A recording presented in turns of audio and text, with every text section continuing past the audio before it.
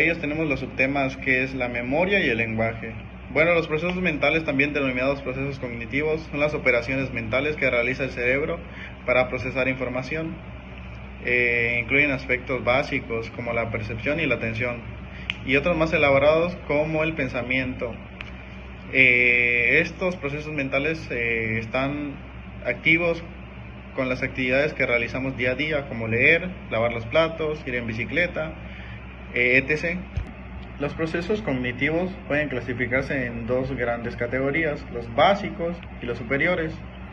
Dentro de los básicos está la sensopercepción, la atención, el procesamiento de la información y la memoria. Y dentro de los superiores están el pensamiento, funciones ejecutivas, aprendizaje, el lenguaje, creatividad y motivación.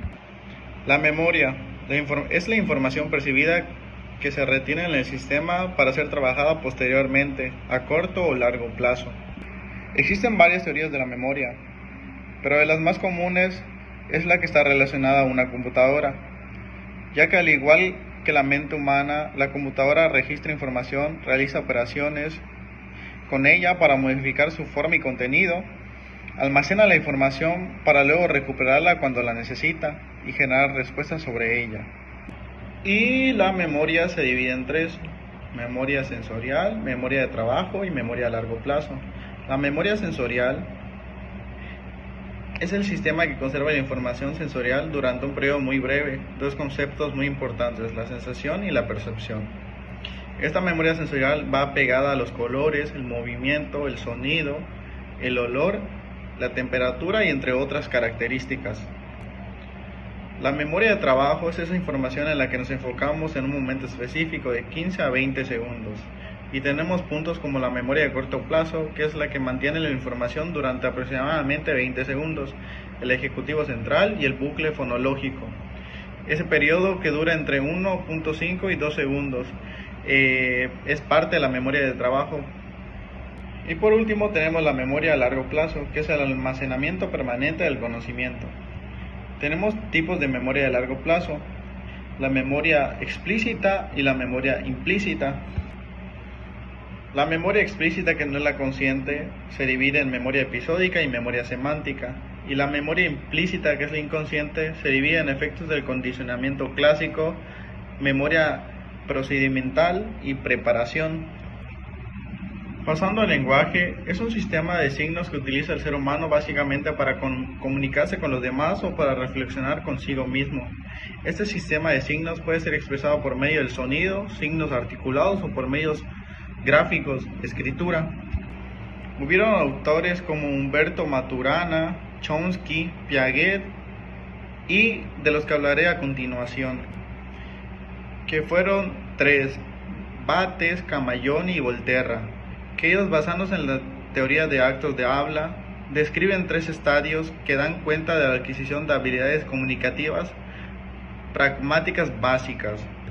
La fase prelocutiva se presenta antes de los 10 meses, incluye actos comunicativos que tienen efecto en el oyente sin el propósito de hacerlo.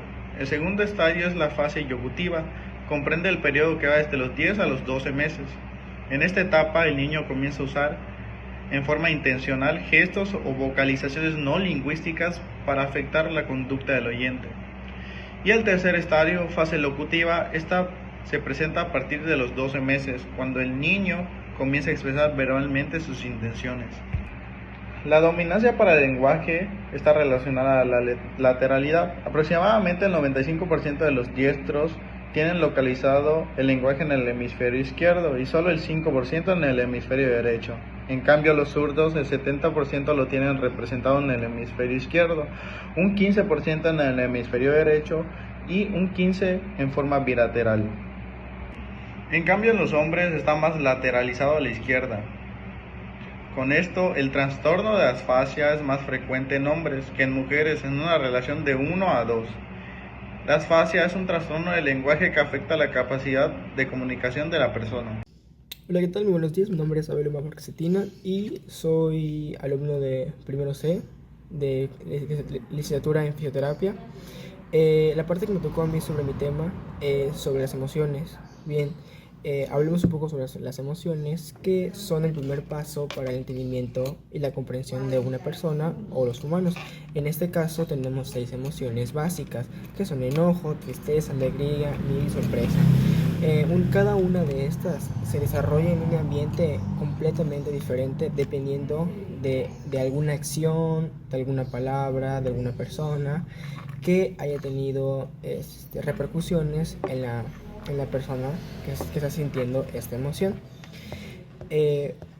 Algo muy esencial es que a veces se puede sentir 2 emociones a la vez, que se le denominan primarias y secundarias, que se proporcionan igual en ambientes muy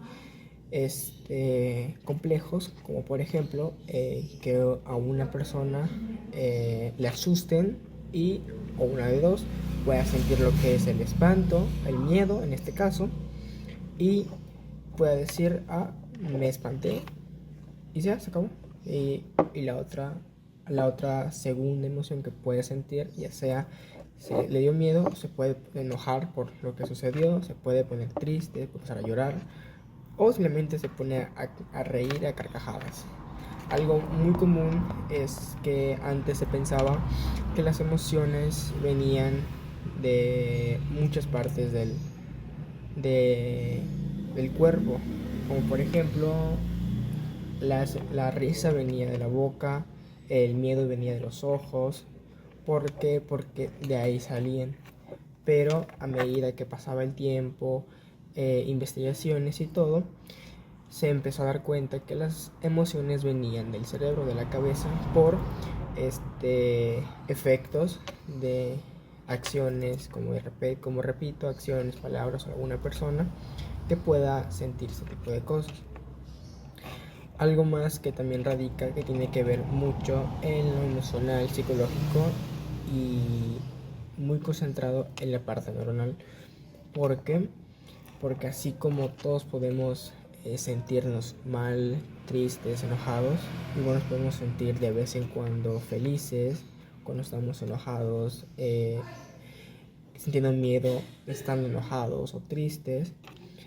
Repercuten mucho en el estado de las personas. Al igual que es muy concreto y muy básico, es que también sirven como una manera de expresar. Puedes expresar miedo sin decirlo, solamente por verte, por estar temblando, por sentirte mal.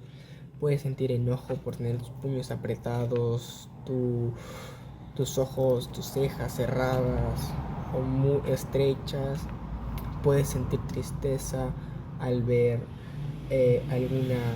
algún perrito atropellado o algo así, con solamente las facciones físicas. Algo igual que también es muy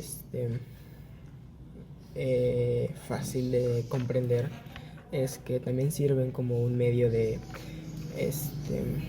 precaución o aviso, a demás personas. Como por ejemplo, si una persona está enojada, va a saber que tiene su puño cerrado, sus cejas cerradas, con una expresión mala, y no vas a acercarse a esa persona porque puede reaccionar de una manera muy primitiva. ¿Por qué? Porque el enojo es una de las principales emociones primitivas que el ser humano tiene. Algo más que también se puede decir es que la respuesta que nos transmiten son muy persuasivas para todo tipo de ocasiones. Sentirás miedo por la oscuridad, sentirás enojo por alguna acción, sentirás felicidad por alguna ocasión que te hayas sentido bien. Pero en conclusión, las emociones son muy importantes para la persona debido a que nos hacen como somos, nos hacen como nos relacionamos con las personas. Muchas gracias, buenas tardes, gracias por tu atención. Bueno, pues a mí me tocó hablar sobre los estados de conciencia. Y pues para empezar, ¿qué es? Un estado de conciencia es cuando estamos conscientes de nosotros mismos y del entorno, ¿ok? Es importante no confundir estados mentales con estados de conciencia. Voy a hablar sobre el sueño. El sueño es un estado de pérdida de conciencia reversible, periódico y natural, diferente del estado consciente que resulta del coma, anestesia o la hibernación. Se divide en dos tipos, que son el sueño lento o sueño de ondas lentas, el sueño REM o sueño MOR, que son sueños con movimientos oculares rápidos. Las horas buenas para dormir son 8 horas, que son 4 o 5 ciclos. Un ciclo varía entre 90 a 120 minutos. Esta se divide en 4 fases. La fase 1, que es la vigía, la somnolencia.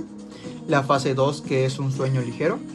La fase 3, que es un sueño profundo. Y la fase 4, que ya es cuando sueñas. Tienes esas donde soñamos, que es el sueño MOR.